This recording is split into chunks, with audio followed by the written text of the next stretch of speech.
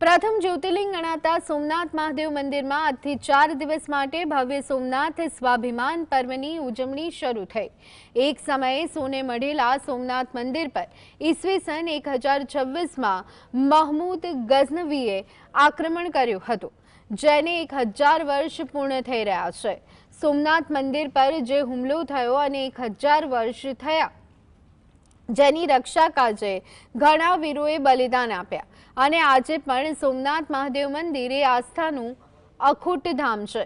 ત્યારે પીએમ મોદીના માર્ગદર્શન હેઠળ આજથી સોમનાથ સ્વાભિમાન પર્વની શરૂઆત થઈ। આ પર્વ માત્ર ધાર્મિક મહોત્સવ નથી, પરંતુ ભારતીય સંસ્કૃતિના અતૂટ વિશ્વાસ અને આત્મગૌરવનું પ્રતીક બની રહેવાનું છે।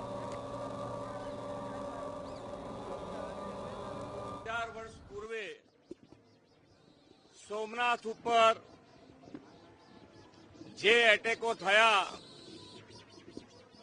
छतां पण आज 1000 वर्ष पछी पण आपणी आस्था, श्रद्धा, सत्यना प्रतीक समा सोमनाथ दादानुं मंदिर आज आपणी समक्ष ऊभुं छे।